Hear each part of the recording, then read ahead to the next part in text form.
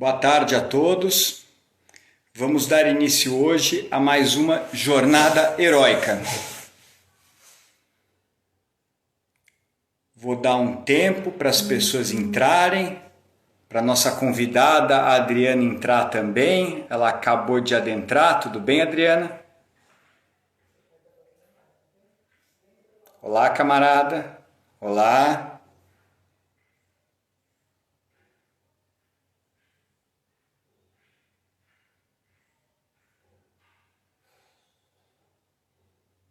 Quantas pessoas estão entrando? Adriana, se você quiser entrar, é só solicitar a entrada.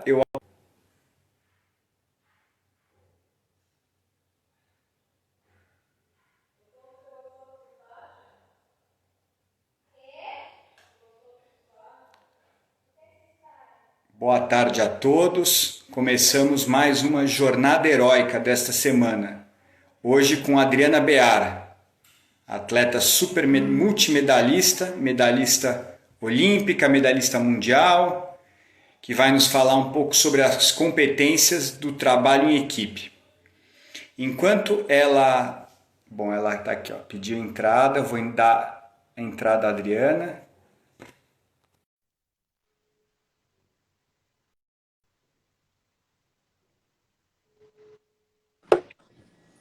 E aí, Rodrigo? E aí, Adriana? Tudo bem? Tudo bem, um prazer realizar esta conversa com você hoje. Prazer meu. Bom falar de trabalho de equipe, né? Foi a minha vida toda, né? Acho que a minha imagem, principalmente a minha junto com a Sheldon, foi exatamente trabalho de equipe. Tá na nossa essência. Então, bom falar sobre o assunto que faz parte, sempre fez parte da minha vida. Que bom. Adriana, deixa eu contar então para todos que vão nos assistir durante o dia de hoje e depois para aqueles que vão assistir a conversa no canal do YouTube, um pouco da história e aí passar a bola para você contar um pouco mais sobre você mesmo e sobre trabalho em equipe. Tá bom. Mas a ideia, e eu sempre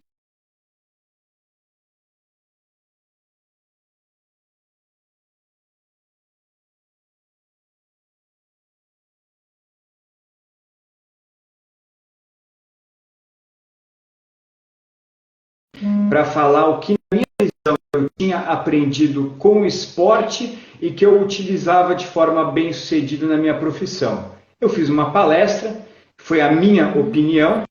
Depois disso, em 2008, eu fui convidado para dar uma outra palestra na GV, novamente dei a minha opinião. E em 2008, naquela palestra da GV, estava presente o Henrique, que na época era presidente de uma editora. E ele falou, por que você não escreve um livro sobre isso? Eu concordei, mas quis fazer algo mais bem pesquisado, não apenas colocar a minha opinião. E eu convidei o Wagner Castropil, eu não sei se você o conhece, mas ele foi atleta olímpico em 92, depois foi médico do COB durante 3 ciclos olímpicos, uma pessoa que participou muito aí do mundo, né, médico esportivo, para escrever junto. Em 2008, nós entrevistamos, para escrever este primeiro livro, 125 executivos e empresários que em um determinado momento haviam tido uma experiência esportiva. E chegamos em 5 competências que você pode aprender no esporte, não é que se aprende obrigatoriamente, e depois você pode aplicar no trabalho de forma bem sucedida. A atitude, a visão, a estratégia, a execução e o tema da conversa de hoje, que é o trabalho em equipe. Em 2010 nós lançamos o livro, inclusive na época foi o Abílio Diniz que fez o prefácio, ele vendeu bem, nós fizemos algumas palestras, alguns treinamentos. Na época eu trabalhava em empresas, o Wagner ele era o presidente do Instituto Vita, que atende também pessoas na área da ortopedia. E até que em 2016 nós voltamos a conversar, o livro já estava esgotado, e falamos, vamos escrever um outro livro. Só que em vez dessa metodologia da pesquisa mais quantitativa, como nós já conhecemos as competências, vamos entrevistar pessoas da gestão e do esporte que sejam icônicas e usar uma metodologia do estudo de caso. Então, nós escrevemos Jornadas Heróicas, para falar de atitude. A Maria Roca, que é CEO da Rinodê e faz enduro equestre. Para falar sobre visão, José Salib, que é fundador da HSM e praticou tênis. Para falar sobre estratégia, o José Vicente Marino, que era presidente da Avon e pratica hipismo. Para falar sobre trabalho em equipe, o José Carlos Brunoro. Desculpa, execução, José Carlos Brunoro, que você conhece, né, é técnico de vôlei. Para falar sobre trabalho em equipe, o Flávio Canto, medalhista olímpico e presidente do Reação. E aí surgiu uma oportunidade para falar sobre as 5 competências com o Jorge Paulo Lemann, e nós o entrevistamos. Ele foi tenista também, antes de ser empresário. Então, o livro, bom, está na gráfica, nós apresentamos o projeto, mora no Rio de Janeiro também, chama Gork, que é o presidente da Alta Books, ele gostou da ideia, e o livro está em edição. Foi nesse momento que a minha esposa, que ela tem uma outra atividade, ela é consultora de imagem e estilo, a Cíntia, e ela faz um trabalho com a Patrícia Dalpra. Sim. E nós nos conhecemos ali, eu gostei do trabalho que a Patrícia desenvolveu com a minha esposa e comecei a trabalhar com ela. E a Patrícia sugeriu, Rodrigo, o mundo mudou muito, né? O livro tem um valor, mas por que a gente não organiza uma série de conversas com pessoas que têm experiência na gestão ou que têm experiência no esporte sobre uma especialidade que elas gostem muito, e aí a gente agrega este conteúdo que fica disponível não só na conversa, como fica disponível no site também, no canal do YouTube, e aí você complementa o conteúdo do livro. Ó, a Cíntia acabou de entrar, acabei de falar dela, tá vendo? Não posso não falar, né? Então a ideia é essa, Adriana. Através da Patrícia nós conversamos. Você, uma mega atleta, vai nos contar a história de hoje, e como você muito bem falou, parte dos seus resultados, sem dúvida, foram pelo seu talento, pela pessoa que você é, mas também teve muito trabalho em equipe envolvido, como você acabou de dar essa palhinha, né? Então, primeiro, parabéns, Rodrigo, por todo esse trabalho. Eu acho que é muito importante, quanto mais a gente conseguir valorizar o esporte, as competências, as habilidades do esporte e levar para o mundo de negócio, o mundo corporativo, mais oportunidades todos do esporte vão ter. Então, assim, eu falo isso desde que eu jogava, depois quando eu trabalhei durante 7 anos no Comitê Olímpico do Brasil. Eu fui gerente geral do planejamento esportivo do COB, e tanto é que eu estava junto lá com o Marcos Vinícius, que você deve conhecer, na Rio 2016. Eu participei dos Jogos Olímpicos de Londres, da Rio 2016, e na Rio 2016 eu fui responsável por toda a parte esportiva da delegação brasileira. Então, assim, é muito bom quando a gente traz esses temas, né, que a gente pode compartilhar com outras pessoas. Primeiro, porque incentiva a prática esportiva, que é fundamental, significa, estimula o esporte, então as pessoas praticarem esporte, praticarem atividade física, e o quanto o esporte contribui para todas as outras áreas. Né? A gente está falando aqui na parte mais corporativa, mas como contribui para todas as outras áreas, seja relacionamentos, a própria família, círculos de amizade e, obviamente, o trabalho, o business, né? O negócio em si. Então, parabéns, de verdade. Parabéns para você também, né? Uma ídola de tanta gente aí. Adriana, para assim, como tem gerações, né? Tem pessoas mais velhas, pessoas que acompanharam a sua trajetória e pessoas mais novas também, e nossa conversa fica gravada no canal. Conta um pouco então da sua história, a sua trajetória no esporte, depois na gestão, que eu me interessei bastante por essa experiência no COB também. Então conta para nós essa trajetória aí. Eu posso falar que o esporte começou na família. Então meu pai era professor de educação física do Exército. Então toda a iniciação esportiva aconteceu dentro de casa. Então eu tive sorte de ter esse incentivo dentro de casa, que é fundamental. Então, desde criança, aprendi a nadar, andar de bicicleta, jogar, que seja vôlei mesmo, futebol, basquete, brincar, beça, queimado, tudo em casa. E na escola, né, eu entrei no time da escola, fui cada vez mais me envolvendo com o esporte.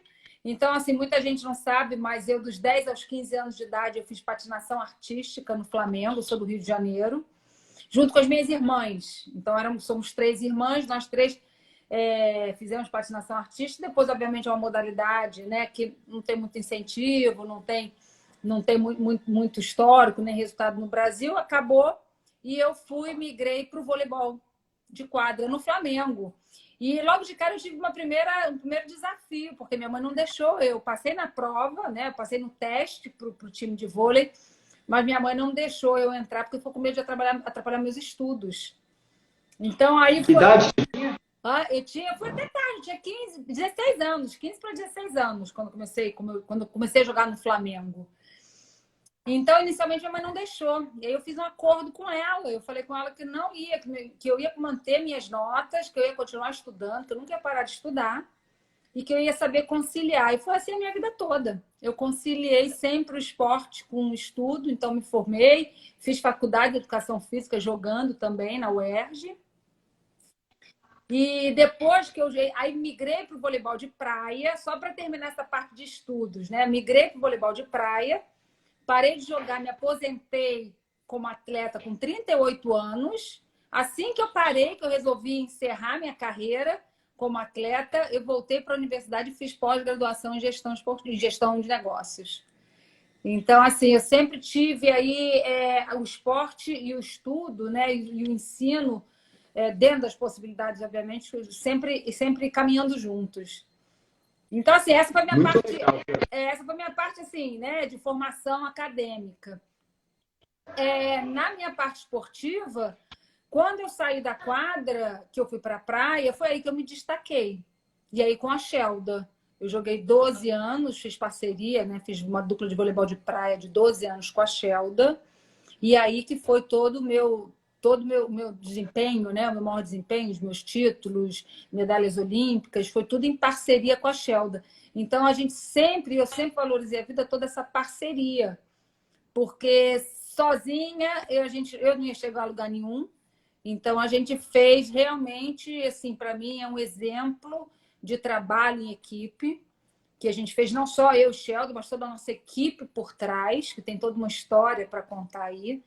E foi por causa desse trabalho de equipe que a gente conquistou, quer dizer, né, um dos motivos principais foi a forma como a gente conseguiu montar uma equipe, como a gente conseguiu encaixar pessoas certas nos lugares certos, ou como a gente conseguiu extrair o melhor de cada um, e todos com um único objetivo, que era chegar em Jogos Olímpicos, que era conseguir os resultados, e o desempenho, né, o desempenho estava atrelado à remuneração. Então, a gente fez como a gente não tinha patrocínio no início, no voleibol de praia, você recebe a sua premiação em dinheiro. Então, qual era o nosso acordo com as pessoas que trabalhavam com a gente? A premiação, quando a gente ganhar, a gente reparte essa premiação. Então, as pessoas todas estavam ali, primeiro, porque tinham interesse, porque gostavam do que faziam, interesse genuíno mesmo de fazer parte daquela equipe. E era assim, todo mundo tinha que dar o máximo, porque quanto melhor a gente tinha desempenho, melhor a gente tinha de retorno financeiro, digamos assim. Então, a gente teve uma equipe aí que praticamente ficou junto durante quase 10 anos. E eu acho que, assim, eu estou falando assim de modo geral, mas esse foi acho que a nossa principal característica. É claro que atrelada à habilidade, né, a talento, porque a gente ali tinha que ter alguma habilidade para poder conseguir chegar onde a gente chegou. Mas eu acho que o mais importante de tudo, que a gente fala muito, toda vez que eu falo com a Shelda, que a gente faz palestras, a gente fala primeiro do respeito. Então, a gente sempre respeitou muitas pessoas da nossa equipe, a nossa própria parceria. E o respeito significa a gente respeitar a individualidade do outro também. Então, a gente sempre buscava, cada um tinha a sua função dentro daquilo que podia oferecer de melhor para a equipe. Então, assim, a gente entendia que se eu sou boa, né, em uma habilidade, se eu sou capaz de atuar, que seja no meu caso, era bloqueando e era fazendo a parte de fora da quadra, eu era responsável por isso. A Shelda, para mim, sempre foi a melhor defensora, a melhor jogadora, assim, extremamente habilidosa, tinha uma leitura de jogo fantástica. Ela tinha essa responsabilidade. Então, cada um oferecia aquilo que tinha de melhor. Então, dessa forma, a gente conseguiu montar uma equipe que eu posso falar que foi fantástica durante muitos anos. Mesmo ela sendo muito baixinha, mesmo eu não sendo assim uma jogadora forte, muito alta, a gente simplesmente extraiu o que cada uma tinha de melhor e cada uma era responsável por atuar ou por ser responsável, né? Por responder ou atuar naquela posição específica. Então, sabe, Adriana, muito legal que você colocou é a questão da equipe expandida, porque provavelmente você faz palestra, você tem uma atuação muito visível e sempre fala da sua dupla, né, que conquistou tanto, mas você colocou muito bem da equipe expandida. Isso me lembrou algumas situações até no trabalho mesmo. Por exemplo, meu primeiro emprego era vendedor da Procter, quando a Procter entrou no Brasil. Mas se você vendia lá na época fralda Pampers, por exemplo, e não tinha o promotor de vendas que abastecia as prateleiras para o consumidor comprar o produto no supermercado, ela ficava parada no estoque e não tinha venda. Atualmente, ó, mesmo hoje, eu faço parte do conselho de administração do coautor do livro, que é o Dr. Castropil também. O conselho é todo, assim, os sócios são ortopedistas. Só que se não tiver o fisioterapeuta que reabilita a pessoa, se não tiver o atendimento que assegura que a pessoa entre e seja bem atendida, a cirurgia só não fornece, não permite que a pessoa retorne. Então a equipe expandida, às vezes ela não é tão visível, mas é muito importante. Se você puder explorar um pouco na sua trajetória, como é que se dá essa formação dessa equipe expandida e como é que você fomenta ela? Rodrigo, você falou uma coisa bem legal mesmo. As pessoas até hoje, quando a gente comenta do número de profissionais envolvidos na nossa dupla, as pessoas ficam assustadas. Meu Deus, eu não imaginava isso. Então, a gente tinha um grupo de mais ou menos 10 a 12 profissionais vinculados à nossa dupla. Desde técnico, preparador físico, auxiliares, fisioterapeuta, nutricionista, ortopedista, massagista, o rapaz que montava a rede. Se o rapaz que montava a rede furasse e não aparecesse lá para montar a rede para a gente todo dia, antes da gente chegar, o treino não acontecia. Esse é um desastre. Então, a gente conseguiu ter essa estrutura toda por trás, porque a gente acreditava o seguinte: eu preciso ter todas as áreas, né, todos os profissionais que vão fazer com que eu consiga chegar no meu melhor rendimento. Então, em nenhum momento a gente falava, poxa, isso não vale a pena, não, isso aqui a gente não tem como fazer, não, isso aqui vai custar, né, de certa forma vai ser um investimento alto, mas vale a pena, se você tem um objetivo definido. Se esse seu objetivo, né, para você chegar até lá, você precisa de pessoas, você precisa de áreas específicas que vão contribuir com o teu desempenho. Né? Se você tem que entregar um resultado, você não vai entregar ele sozinho, você precisa de muitas pessoas para estarem ali com você.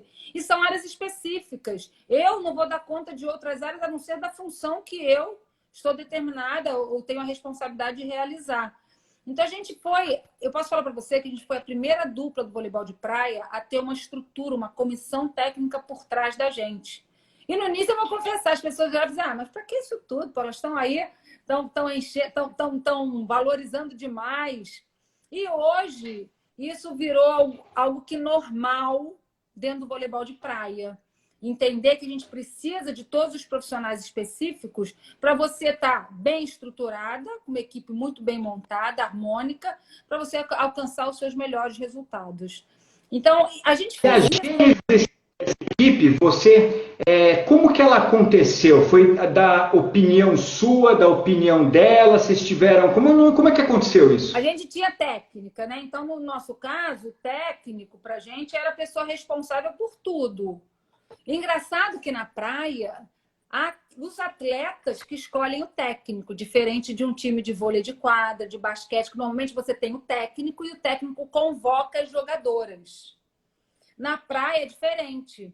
Normalmente você monta a sua dupla, às vezes, obviamente, você conversa, você pode, né, acertar um técnico com a dupla, mas no nosso caso, A gente tinha a Letícia, que foi nossa técnica, Letícia Pessoa, que até hoje é técnica maravilhosa, uma excelente técnica de voleibol de praia.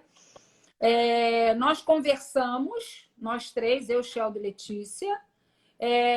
A gente colocou quais eram os objetivos, o que a gente entendia que era importante. E a Letícia, como sendo o elo principal dessa comissão, a gente deu todo o aval, né, obviamente, suporte para ela montar uma equipe. Então, a gente escolhia as pessoas ou as áreas específicas porque a gente entendia que a gente tinha que ir atrás de tudo que pudesse melhorar a nossa performance. Mas o elo dessa equipe, porque a gente treinava, a gente jogava, a gente competia, era a Letícia, a técnica, que era responsável por organizar essa equipe. Sempre conversando, obviamente, mas a gente deu para ela, quer dizer, a responsabilidade era dela. Porque a gente tem que entender também que em trabalho de equipe, a gente tem que ter como se fosse uma hierarquia. Cada um é responsável por alguma função. Não é porque eu sou atleta, ou porque eu sou talvez a dona ali, né? Ou a que busca o dinheiro, ou a que tem o patrocínio, que eu vou lá meter meu bedelho em todas as áreas. Então, cada um tinha a sua responsabilidade e a sua autonomia. Por quê? Porque, obviamente, a gente confiava nos profissionais que estavam com a gente. Então, se você confia, você delega. E se você, né, se você delega, você sabe que a pessoa vai retornar com o combinado.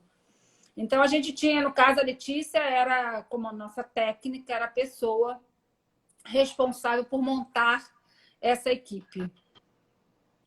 Na minha experiência profissional, uma vez montada a equipe, você estar cercado pelos melhores profissionais não necessariamente assegura o resultado. Cada um tem que ter o melhor rendimento para a equipe funcionar com excelência. Como é que vocês promoveram isso dentro desse time? Olha, eu acho que quando você escolhe a pessoa, você tem toda a razão. Não quer dizer que o melhor... A gente fala muito isso, né? Não é que o melhor goleiro lá, ou o melhor pontuador, não garante que a equipe vai ser a vencedora da competição. Muitas vezes até atrapalha, né? Porque se essa pessoa for muito individualista, ela até atrapalha o time de modo geral. Mas a gente, assim, Rodrigo, eu acho que primeiro a gente conhecendo o trabalho das pessoas, e principalmente as pessoas entendiam que nós três éramos um tripé muito coeso, muito focado, com uma dedicação 100% para aquele trabalho. Então, a pessoa que não entrava com esse mesmo posicionamento ou com essa mesma mentalidade, ela não conseguia ficar. Porque nós três tínhamos uma unidade muito forte. E nós éramos 100% fechadas naquilo que a gente queria, no nosso foco, nos nossos objetivos. Então, assim, eu vou ser sincera com você, era até de forma natural, porque a pessoa entrava ou absorvia aquele comportamento, ou automaticamente ela ficava destacada da equipe. E uma vez ela destacada da equipe, ela perdia a função dela. Então, eu acho que aí eu considero que nós três éramos as líderes, mas as líderes pelo exemplo.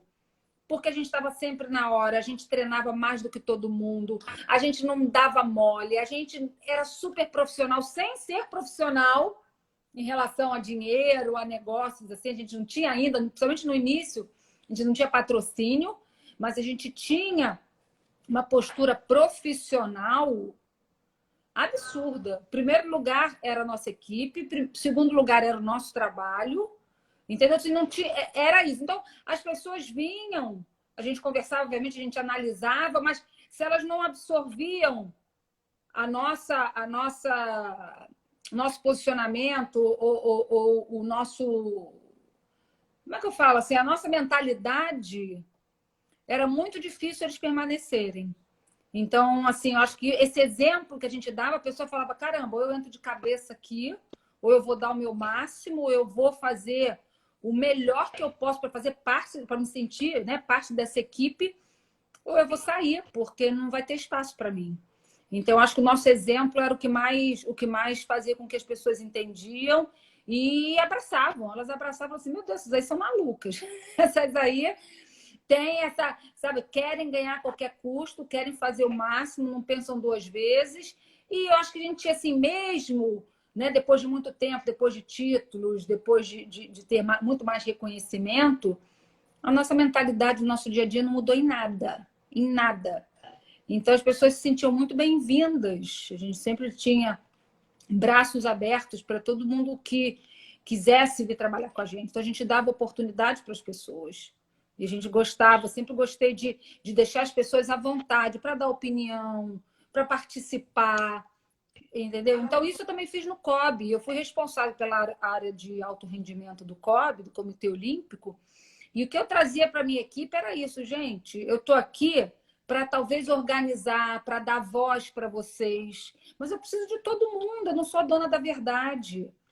Eu tenho muita experiência no esporte, tenho, né, experiência aqui na gestão, mas eu preciso de cada um de vocês e cada um dando o seu máximo naquilo que, obviamente, pode fazer. Eu não vou exigir mais do que você não tem condição, mas eu quero a sua dedicação.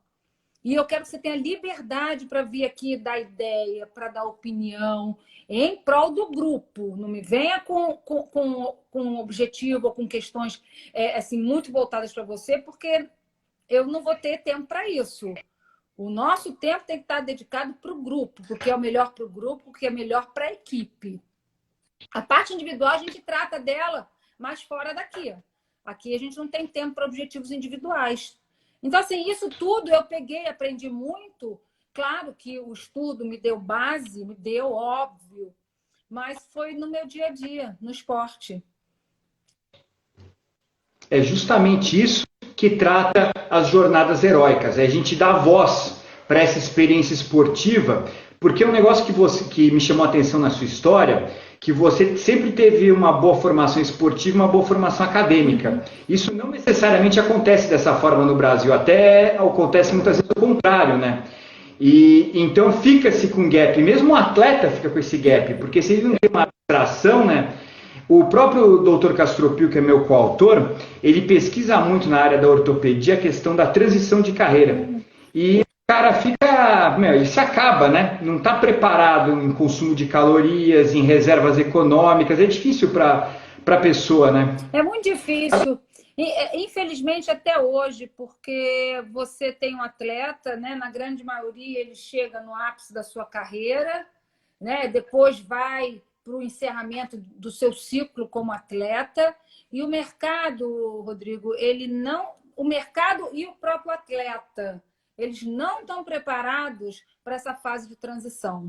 A gente fala muito aqui das competências, né, das habilidades, ou do que o esporte traz de bom para o atleta, mas são poucas ainda as oportunidades que os ex-atletas têm de se inserir num novo mercado, mesmo no mercado esportivo, Você tem ex-atletas aí que com uma experiência, com um conhecimento profundo e não tem entrada, não tem espaço nessa transição. Isso em termos de mercado. Em termos da transição, eu passei por isso. Uma das coisas difíceis é isso. Você sai de um nível muito alto de trabalho físico, onde você queima, você gasta muito, então você também ingere muito mais para você poder, obviamente, ter a sua performance como você quer, e de uma hora para outra você para. Né? De uma hora para outra, o seu nível, o seu gasto calórico, o seu nível de atividade vai lá para baixo. E aí você fica naquela maneira, peraí, mas eu não treino, mas estou comendo, continuo comendo a mesma coisa. Então, assim, isso para mim foi um pouco difícil, eu fiquei bem preocupada com isso. Cheguei a comer pouquíssimo para segurar minha onda no início. Depois eu fui me adaptando, mas a transição é difícil. Você sai... E a transição do esporte é muito diferente da transição em qualquer outra carreira, né? Porque a transição em outra carreira acontece só no início, quando você está se formando, que você realmente vira um profissional, ou quando você se aposenta, mas teoricamente, quando você se aposenta, você está com a sua aposentadoria, você já fez tudo e você tem como, talvez, né, se sustentar, principalmente, talvez, por uma boa aposentadoria, quem tem, obviamente. Mas, Adriana, esse ponto eu acho que é muito interessante, o exemplo do atleta, até por conta da longevidade. Como as pessoas estão vivendo mais e melhor, essa reflexão que talvez você tenha feito com 30 e poucos, as pessoas vai ter que fazer com 50 e talvez tenha que fazer com 60 e 70 também, né? É verdade, é verdade. Mas uma coisa bacana que eu vou só complementar nessa parte de transição, no mundo esportivo, você consegue assumir várias funções dentro do mesmo mundo, né? Então, por exemplo, eu falo de mim. Eu fui atleta, depois eu fui gestora, palestrante. Hoje eu tenho aqui um clube de voleibol de praia.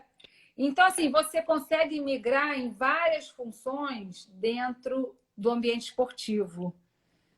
Então, isso é uma coisa que as pessoas, eu percebo que ainda não é muito... Não é valorizado, mas as pessoas têm que olhar isso de uma forma mais positiva do que simplesmente você é ex-atleta. Tudo bem, eu fui ex-atleta, mas o que eu sou agora? Como é que eu me posiciono nesse novo momento dentro desse mundo esportivo? Então, por isso que eu falo, essas conversas são excelentes, esse conteúdo que você traz, porque as pessoas precisam, eu entendo que os atletas precisam se preparar melhor para o pós-carreira, mas o mercado ele ainda não está preparado também para receber essas pessoas que têm essas capacidades, ou essas competências, ou essas habilidades adquiridas do esporte. Não, perfeito isso. Agora, uma coisa que eu queria te perguntar, e aliás um parênteses, na sua trajetória depois, é que todo mundo quer saber do vôlei, coisa e tal, né? Mas você tem vários exemplos de trabalho em equipe, hein? No COB, agora no clube também, né? Eu gostaria de saber também destas vivências de trabalho em equipe.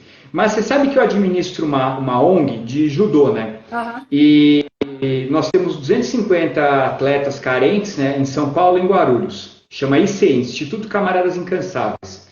E nós temos, são 3 administradores, nós temos uma complementariedade de perfis. Então a gente brinca que o Christian é a voz, ele se comunica muito bem para levantar recursos, para promover eventos. O Bagé é o braço, que é quem puxa o treino efetivamente, né?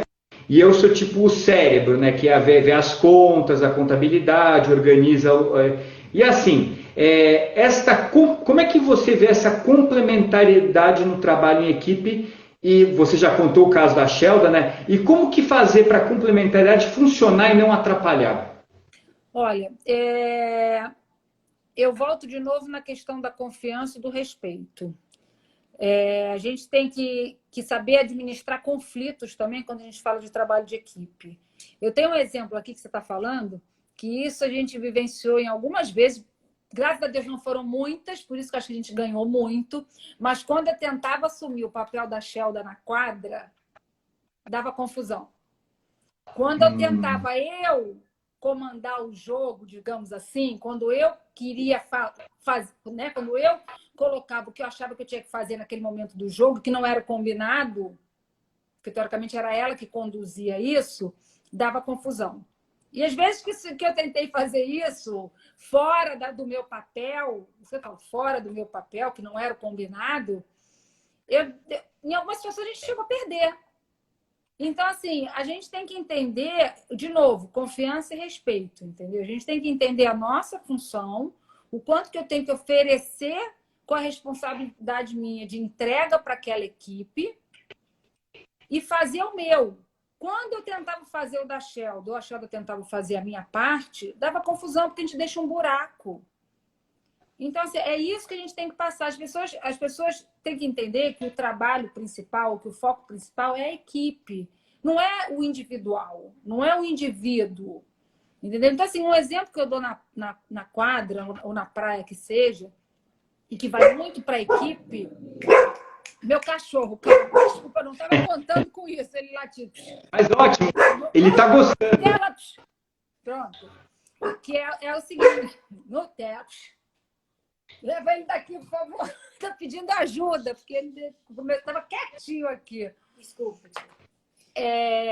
Até esqueci que eu ia falar. Não, a gente está falando das diferenças de perfil para formar uma equipe de sucesso. Pronto, mas eu ia fazer um comentário em relação à Shelda, que... mas eu acho que era isso, eu me perdi, que eu ia dar um exemplo, mas perdi o exemplo que eu ia falar. Mas, assim, cada um a gente tem que extrair o melhor de cada um. Então, assim, como fazer isso é estimulando, é dando oportunidade, valorizando o que as pessoas têm de bom. Entendeu? A gente tem que valorizar as capacidades, a gente tem que valorizar as competências, a gente tem que valorizar as habilidades que as pessoas têm de bom, e cada um vai contribuir assim da melhor maneira possível. Então, assim, quando você pensa em equipe, você tem que tirar, lembrei agora, você tem que sair do foco. O foco não é mais você. O seu objetivo individual tem que ficar em segundo lugar. Então, por exemplo, o exemplo que eu ia dar é o levantamento na praia. O levantamento na praia, por exemplo. A gente abre a porta aqui para ver se eles vão para fora, por favor. Vê se para que agora juntou a cachorrada aqui. Levantamento, né? Então, assim, eu muitas vezes fui considerada a melhor levantadora na praia. Ou aquela pessoa que é o passador, que passa a bola para o goleador fazer o gol. Essa pessoa, ela não está em evidência. Quem vai estar em evidência é quem marcou a bola, quem chutou, quem fez o gol, é o melhor pontuador, é o melhor cestinha.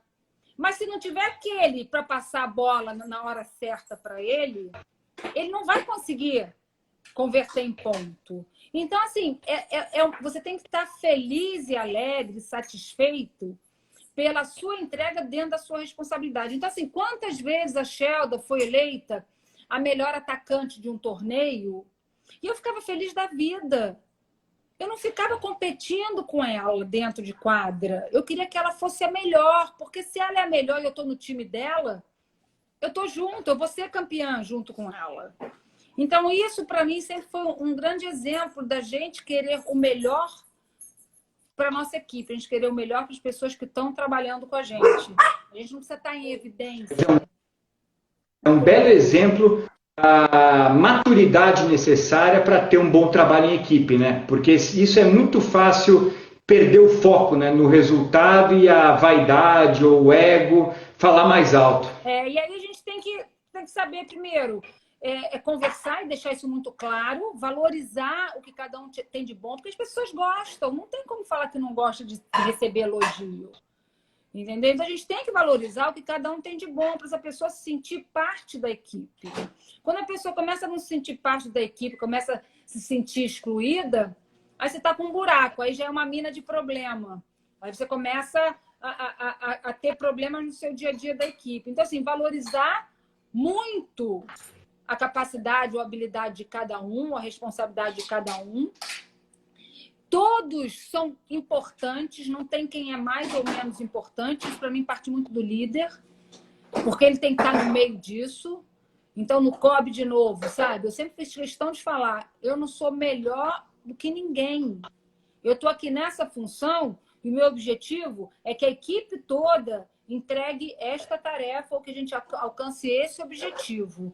Para isso, eu preciso de todos de forma igual. E aí cabe a esse líder definir as tarefas de acordo com as habilidades de cada um. Eu não vou obrigar que uma pessoa que não tenha uma capacidade X, eu não vou dar para ela aquela tarefa justamente que ela não tem essa capacidade. Então, por isso, essa diversidade também. Eu e o Sheldon, voltando de novo para a Sheldon, nós somos duas pessoas totalmente diferentes. Tudo você possa imaginar. Tudo.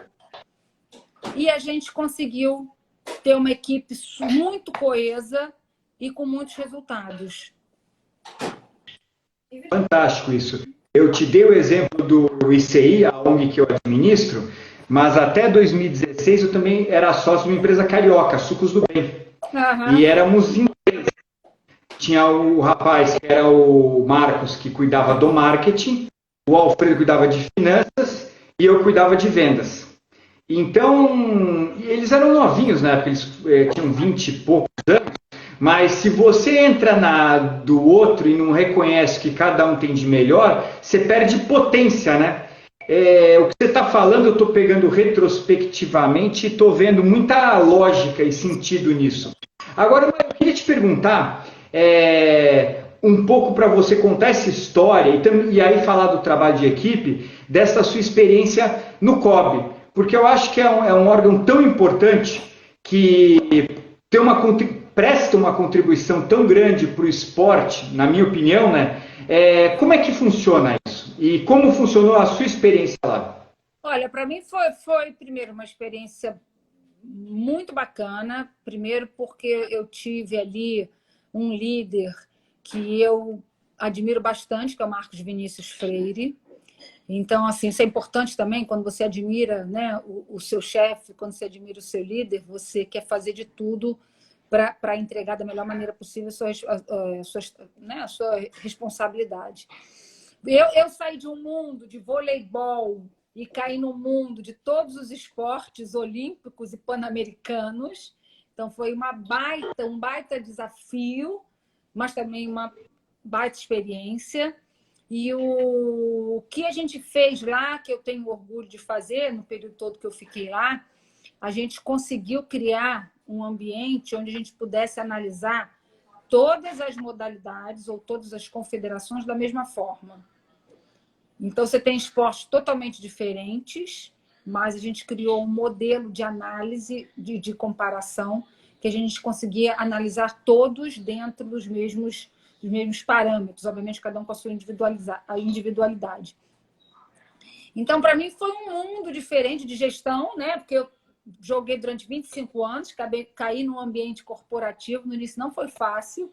Eu vou te falar, o mais difícil no início era eu passar o dia todo no COB, né? No escritório, e voltar para casa, eu voltava exausta. Eu voltava exausta, não fisicamente, mental, porque você ir para o escritório, passar o dia de 9 às 6 da tarde e voltar para casa, isso para mim foi um dos maiores desafios.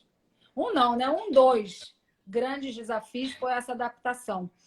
Mas você trabalhar com muitas pessoas diferentes. Eu estava acostumada com uma equipe, há 12 anos a mesma equipe.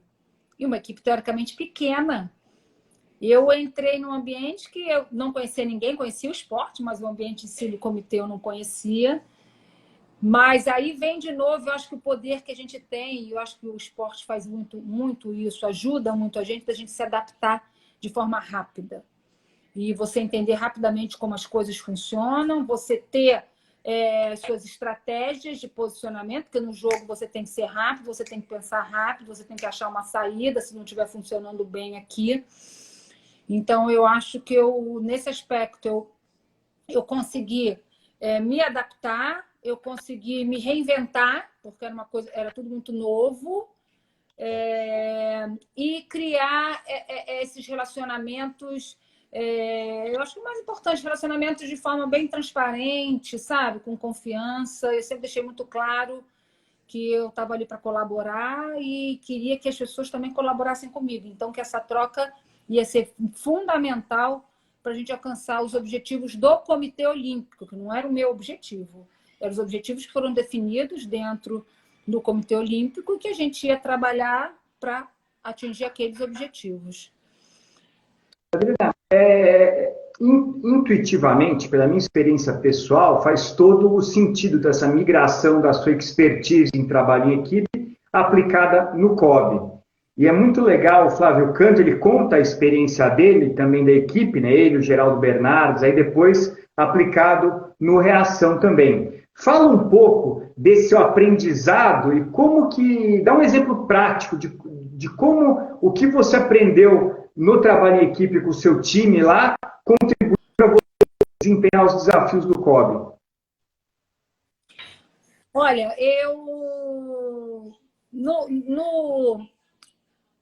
com a Shelda, né, no voleibol de praia, a gente passou por várias situações em que a gente tinha que se reinventar, a gente tinha que uma ajudar a outra. Então, situações que eu estava machucada e que a Shelda teve que me cobrir para a gente continuar jogando. Situações de lesão, porque na praia não tem substituição. Então, muitas vezes a gente lesionada, a gente jogava assim mesmo. Então, assim, isso cada vez mais fortalecia a nossa parceria. Porque eu sabia que eu podia contar com ela dentro de quadra, e que ela podia fazer o dela e o meu quando eu estava ruim. E eu podia fazer o meu e o dela quando ela estava ruim ou estava lesionada. Então, assim, no COB, o que eu posso dizer é que a gente conseguiu montar uma equipe onde um colaborava com o outro e um fortalecia o outro. O que eu fiz no COB, que eu achei que foi interessante nesse sentido, é que você nunca estava sozinho. Por exemplo, você tinha os gestores das confederações. Você nunca estava sozinho naquela confederação. Você era o responsável, você tinha o seu espelho, né? E você tinha alguém que estava com você ali também. Por quê? Porque eu acho que quando você trabalha em dupla ou com alguém do lado, com o seu parceiro, tudo fica mais fácil. Você consegue trocar melhor a ideia, você consegue... se você não entendeu, você consegue trocar, ter opinião diferente. Então, a gente sempre fazia isso em dupla. E achei engraçado que eu falei, gente, eu joguei em dupla minha vida toda na praia e aqui agora a gente trabalha em dupla. Quer dizer, uma dupla que está ali na frente, mas era o grupo. Então, nas reuniões que a gente tinha, e eu fazia questão de fazer as reuniões com todos os gestores, porque um problema ou uma resolução de um problema que tinha acontecido, exemplo, numa modalidade, podia ser o mesmo problema que outra modalidade estava passando e que não tinha ainda descoberto porque não tinha comunicação, porque não tinha troca de informação. Então, eu falei, a gente trabalha como... Isso aqui é uma equipe, a gente vai trabalhar como equipe. E como equipe, a gente tem que primeiro ter uma comunicação muito clara e limpa, porque um pode ajudar o outro na resolução de problemas, que acaba que a gente roda ali, a gente está num ambiente de esporte, e que as questões muitas vezes são parecidas, são similares e até iguais. E eu estimulava muitas pessoas a trazerem ideia, sabe? Assim, a questão das pessoas serem proativas, sabe? Me tragam ideias, eu vou junto com vocês, eu apoio vocês, eu brigo por vocês. Porque quando eu brigo por vocês, eu estou brigando por mim. Então, a gente está num único barco, a gente tem que remar todo mundo para o mesmo caminho. Então, assim, o que eu acho que eu fiz e tentei criar era esse ambiente, primeiro, de confiança de novo, entendeu? De parcerias próximas e a parceria do grupo como um todo, porque ninguém se sentia desprotegido. Eu acho que no ambiente corporativo também as pessoas têm que se sentir parte da equipe.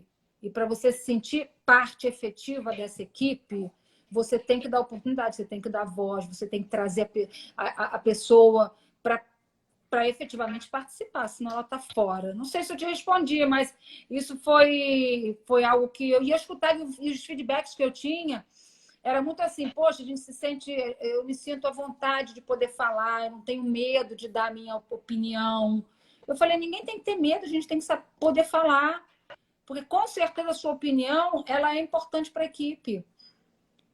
Então, assim, esses foram os feedbacks mais legais, as pessoas se sentirem assim, estimuladas e inspiradas em quererem fazer mais para poderem melhorar ainda mais os seus resultados. Então, eu acho que a gente tem que sempre ter um objetivo lá na frente, mas esse objetivo ele tem que ser medido periodicamente. Entendeu? A gente tem que reforçar os laços, o comprometimento da equipe sempre para esse objetivo. Senão, daqui a pouco está cada um remando para um canto. Adriana, nessa sua experiência, esse é um pouco do desafio do próprio livro Jornadas Heróicas e de outros livros relacionados ao tema. Como ainda, infelizmente, mas vai melhorar, quem faz esporte no Brasil é uma minoria, como que você passa esse conjunto de competências para uma pessoa que não necessariamente faz esporte? E eu acredito que você no COB, mesmo sendo uma entidade mais relacionada com esporte, tinha muitas pessoas que não eram praticantes ou praticantes dedicados que você liderou. Como você percebia uma diferença na forma de condução do trabalho em equipe, na sua equipe do vôlei, por exemplo, com a equipe do COB? Sim, mas assim, percebia, senti muito no início, primeiro porque eu não conhecia muitas pessoas, e foi o que você falou, são pessoas que muitas vezes têm backgrounds totalmente diferentes, né? Vêm de experiências também diferentes, e as pessoas vinham às vezes um pouco reticentes. Mas, de novo, eu acho que o exemplo do líder vale mais do que qualquer palavra. Então, assim, eu demonstrava, e isso a gente faz isso no esporte, isso é claro, né? Porque no esporte você não tem como esconder, né? Você não tem como enganar ou como disfarçar. O que você faz hoje, se você não fizer hoje, amanhã você não recupera. Se você deixar de treinar hoje, o seu treino de amanhã não vai recuperar o que você fez hoje, você perdeu. E a entrega no esporte é muito clara, não é subjetiva. Ou você ganhou, jogou melhor, ou você jogou pior e perdeu. Paciência. Então, você tem que aprender a ganhar, a viver com vitórias e derrotas, aprender a tomar decisão sob pressão, conviver, né? Ou trabalhar sob pressão. Então, assim, isso foi o que eu mais passava para as pessoas. Então, assim, mas por quê? De novo, porque eu acho que o exemplo vale mais do que todas as palavras. Então, eu falava, obviamente, mas eu traduzia o que eu falava, assim, 100% nas minhas atitudes. Então, eu acho que as pessoas... Aí, você consegue realmente passar confiança. E quando você tem a confiança, você tem a pessoa dedicada a você, que eu digo, dedicada à equipe. Porque a pessoa se sente confortável, se sente segura. Então, ela não vai pensar duas vezes, será que isso vai me dar muito trabalho? Não interessa. Eu vou fazer porque eu vou contribuir, porque eu confio nesse time, eu confio nessa equipe. Então, assim, eu acho que o que eu mais fiz, Rodrigo, foi traduzir, né, as minhas atitudes serem o principal exemplo de tudo que eu queria passar para a minha equipe. Então, eu acho que foi isso... Porque isso a gente aprende no esporte. Sabe? Você não engana, você não dá para falar uma coisa e não fazer. Quer dizer, você tem que fazer, você tem que jogar, você tem que acertar, você tem que ser melhor do que o seu adversário, senão você perdeu. Paciência. Muito legal. Esse é o fundamento dessa obra Jornadas Heróicas, é pegar esses exemplos no esporte e a gente contribuir para melhorar a formação, né? Me diga uma coisa, esse seu clube, eu acho que é um projeto, eu não sei quão novo que é, mas para mim e para outras pessoas que estão nos assistindo ou que vão nos assistir depois, é um pouco novo. Então, conta um pouco dele. Olha, Rodrigo, eu nem falei, mas eu tenho hoje 2 projetos, né? Um é a vontade, né? Que é o clube, a vontade de transmitir o meu conhecimento como atleta para jovens, né? Que é o Clube de Voleibol de Praia, mas uma paixão minha que eu já estou desenvolvendo há um tempo e que a gente agora está já praticamente lançando é um aplicativo. A gente falou muito aqui, né, da transição de carreira, das oportunidades, das poucas ainda oportunidades no esporte, da dificuldade ainda dessa conectividade no ambiente esportivo, né? Eu passei por isso, ou você não saber muito das informações para você poder se posicionar ou achar a sua melhor oportunidade de trabalho dentro do esporte. Então, isso é algo que eu constatei, né, pessoalmente, como atleta e depois no próprio Comitê Olímpico. A falta de informação, a dificuldade do acesso à informação. Então, eu estou falando isso tudo porque eu estou desenvolvendo com mais 2 pessoas um aplicativo justamente voltado para o esporte, para a gente poder dar mais oportunidade para todos, quem está começando, quem está no meio de carreira, quem está no pós-carreira, todos os profissionais do esporte, não só atletas e ex-atletas, porque eu entendo que o mercado esportivo ainda está muito cru e precisa ainda ter mais conectividade, mais oportunidades para profissionais de todos os tipos, de todas as modalidades, poderem se conectar mais com trocas de informações, com mentoria, com avaliações, porque eu acho o esporte um ambiente fantástico para a formação do caráter, para a formação para melhoria de competências, para você desenvolver suas habilidades, entendeu? Você está preparado para a vida, não é só para o esporte. Muitas vezes você não vai chegar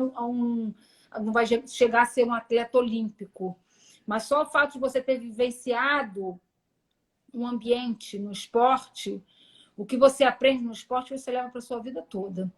Então, eu tenho esses 2 caminhos que hoje eu trabalho, e esse aplicativo justamente juntam pessoas, cada uma dentro dos seus conhecimentos, para a gente poder fazer nosso objetivo é fazer essa mudança no esporte, né? Eu acho que o nosso DNA é esporte, e eu acredito, junto com o Vitor Lopes e com o Thiago Simon, que o esporte ainda pode criar muitas oportunidades dentro desse mercado. É incrível, porque realmente acho que a competência escolhida não podia ser melhor, né? Você sempre trabalhou muito bem, muito em equipe, né? Em todos os desafios muito diferentes que você passou. Adriana, eu vou, assim, apesar de você estar aí nessa modernidade toda, desenvolvendo aplicativos, eu sou da geração que eu encerro um pouco antes a conversa para dar tempo de salvar e poder postar. Tá certo. Mas assim, a ideia é nós lançarmos o livro, então, até o final do ano, vai se chamar Jornadas Heróicas, o que você pode aprender na prática do esporte e depois aplicar de forma bem-sucedida na vida profissional. Além disso, a gente enriquece o conteúdo do livro com as conversas, para quem nos assistiu hoje e depois também no canal do YouTube. Eu quero, assim, agradecer a minha esposa que me apresentou a Patrícia, através da Patrícia agradecer a ela por conhecer você, te dizer que você é uma ídola, quantos e quantos jogos não assisti e quantas pessoas não assistiram, né? Quero te parabenizar, assim, por ter chegado lá, trabalhando em equipe e depois por ter enfrentado tantos desafios trabalhando em equipe também, né? Queria pedir para você encerrar, deixa os seus contatos ou do clube, da forma que você ficar mais à vontade, se alguém quiser procurá-la ou encontrá-la, e a gente encerra para eu ter tempo de salvar, está bem? Obrigada, Rodrigo. Obrigada por essa excelente conversa, pelo seu trabalho, por toda a sua dedicação, para que o esporte tenha ainda cada vez mais espaço dentro de todos os ambientes. Eu vou deixar, então, meu contato. O meu e-mail é de Adriana, @hotmail.com. Meu telefone... pronto, meu e-mail tá bom. E o meu Instagram tá aí, todo mundo já tem meu Instagram. Então tá ótimo. E parabéns mais uma vez. É sempre muito bom falar sobre esporte. E falar sobre trabalho de equipe, para mim, é um orgulho, porque para mim foi a única forma que eu consegui chegar onde eu cheguei, no ambiente esportivo e depois no ambiente de gestão, foi trabalhando com pessoas. Muito obrigado, Adriana. Boa noite para você. Foi um prazer conhecê-la, hein? Tchau. Prazer, Rodrigo. Tchau.